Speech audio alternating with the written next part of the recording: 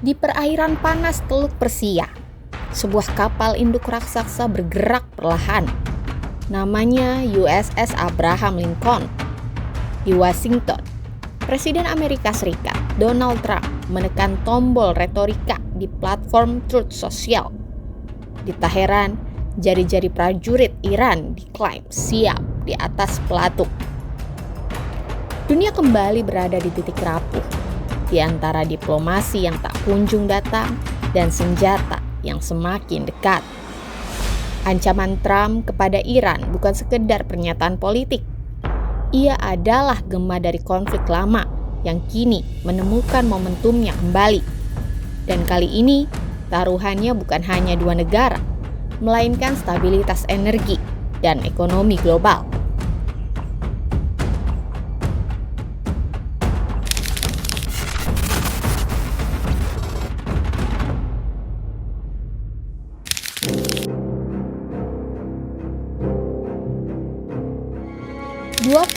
Januari 2026, Donald Trump secara terbuka mengultimatum Iran. Pesannya sederhana, namun brutal. Kembali ke meja perundingan untuk menyepakati perjanjian nuklir baru, atau bersiap menghadapi serangan militer yang jauh lebih dahsyat dibandingkan operasi sebelumnya. Trump menegaskan bahwa waktu Iran hampir habis. Pernyataan ini datang bersamaan dengan pengerahan armada tempur AS yang dipimpin oleh USS Abraham Lincoln ke kawasan Teluk Persia, sebuah simbol klasik tekanan militer Amerika. Bagi Trump, ini bukan kebijakan baru. Sejak menarik AS keluar dari kesepakatan nuklir pada periode pertamanya, ia konsisten mengedepankan strategi maximum pressure, sanksi ekonomi, isolasi diplomatik, dan ancaman kekuatan militer.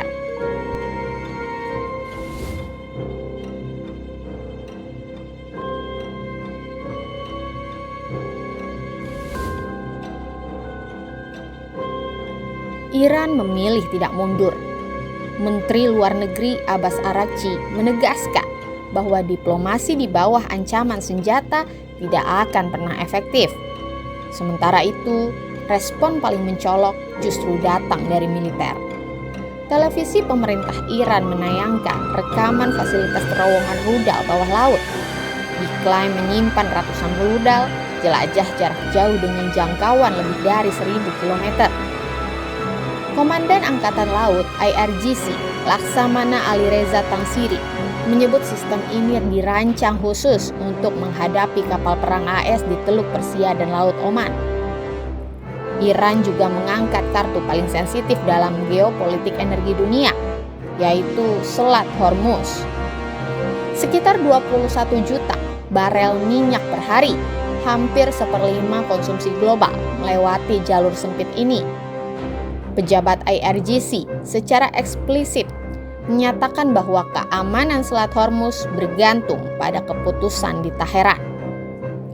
Pesannya jelas, jika diserang, dampaknya tidak akan berhenti di Iran, tetapi menjalar ke seluruh dunia.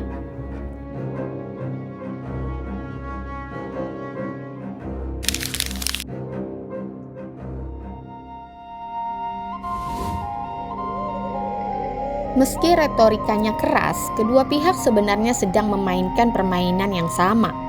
Deterrence, pencegahan lewat ancaman. Amerika Serikat ingin memaksa Iran kembali bernegosiasi tanpa harus berperang. Iran ingin memastikan bahwa harga sebuah serangan akan terlalu mahal secara ekonomi dan politik. Ini bukan soal siapa yang lebih kuat secara militer. Ini soal siapa yang mampu membuat dunia merasa lebih takut pada konsekuensi.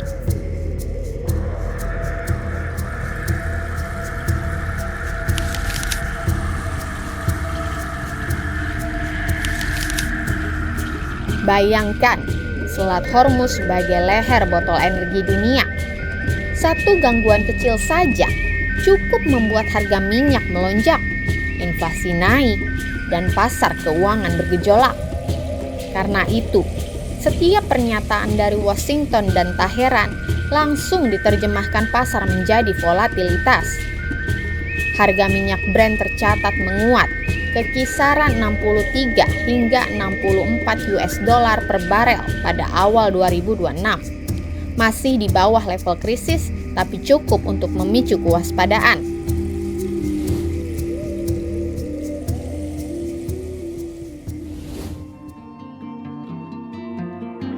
Ketegangan Amerika Serikat dan Iran hadir bersamaan dengan landscape global yang sudah rapuh. Konflik geopolitik di berbagai kawasan, manuver agresif Amerika Serikat terhadap negara lain, dan instabilitas domestik Iran akibat inflasi tinggi serta pelemahan tajam mata uang rial. Kepala Ekonom Bank Mandiri, Andri Asmoro, pernah berkata, meskipun keterkaitan dagang langsung Indonesia dengan Iran relatif kecil, hambatan resiko global tidak bisa diabaikan. Yang paling berbahaya bukan jalur perdagangan, melainkan pasar keuangan. Dalam situasi mikro tinggi, investor global cenderung menarik dana dari negara berkembang dan memindahkannya ke aset aman. Arus modal keluar semacam ini berpotensi menekan nilai tukar, memperbesar biaya pembiayaan negara, dan menguji ketahanan fiskal. Lalu, apa dampaknya bisa sampai ke Indonesia? Jawabannya bisa, meski tidak langsung. Indonesia adalah net oil importer. Bank Mandiri menghitung setiap kenaikan harga minyak 1 US dollar per barel dapat menambah defisit fiskal hingga 6,8 miliar rupiah. Tekanan akan semakin terasa jika harga minyak bergerak konsisten di atas asumsi APBN 70 US dollar per barel. Selain itu, tekanan inflasi juga berpotensi meningkat. Nilai tukar rupiah bisa tertekan dan biaya pengelolaan utang negara menjadi lebih mahal. Namun dari sisi perdagangan internasional, dampaknya terbatas. Ekspor Indonesia ke Iran kurang dari 1%, sedangkan impor di bawah 0,1%, dan investasi Iran ke Indonesia hanya sekitar 2,1 juta US dollar sepanjang 9 bulan pertama 2025. Dengan kata lain, Indonesia tidak berada di garis depan konflik, tapi tetap berada dalam radius getarannya.